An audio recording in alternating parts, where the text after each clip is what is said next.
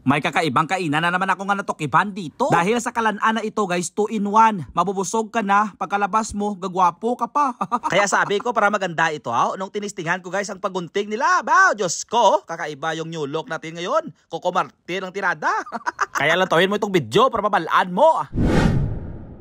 Located lang gali guys diri sa Pandak Pabia o kung sa Circumferential Road 1 ang kalan-an nga aking natukiban. At dito mismo sa kilid ng kalsada may gasolinahan diri guys nga Petron na dira mismo matatagpuan ang kalan-an sa poste kag ang The Paid Expert nga paguntingan. Siguro mga 500 meters lang guys kung halin ka dira sa may flyover dira sa Pabia. So pagpasok ko dito guys nakibot ako dahil akala ko kainan lang ito. Bao dito gali sa unahan guys. So diri mismo sa sulod may paguntingan sila gali dito. Kaya manami dito guys for example may partner ka nagapagunting. Tapos habang nagahulat-hulat ka sa kanya, edi mag-order ka muna ng kakainin mo. So madamo ka lang diri guys sa pilian. Ari di may mga shakes sila diri nga fruits gid mismo nga dragon fruit. Tapos kung ano pa da nga mga finger foods ang pipiliin mo kay ti nagahulat-hulat ka sa partner mo. And especially subong nga mainit ang chimpo, pwede ka gid ka pabugnaw kay napakadami nga mga shakes sila dira guys nga pwede mong pilian o kon mga ice coffee nga imo magugustuhan. So maniging pang order ni Ma'am Si, mga burger nga puwerte kanami kag damo lang ilang nga. At samtang nagabisi pa man si Ma'am Si kapamahaw, sabi ko mapagunting bala ko dito kay do manami yung mga tirada nila sa pagunting At kung alam niyo lang guys Paid Expert isa ini sa mga kilala na nga paguntingan diri sa Iloilo. Kag may ara sila branch guys nga dira matatagpuan sa Commission Civil Haro Iloilo City. So hindi na ako napatumpik pa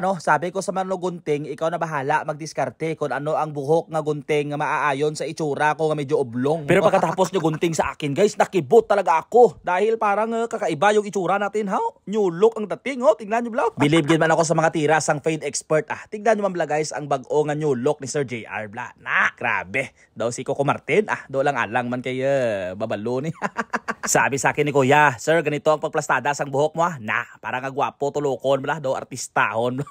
Ano na guys medyo may pamassage pa dito si Kuya. Montage the moment of truth. Puwerte. Sa mga solterito ano mahambal nyo sa bagong gupit natin? Do okay man?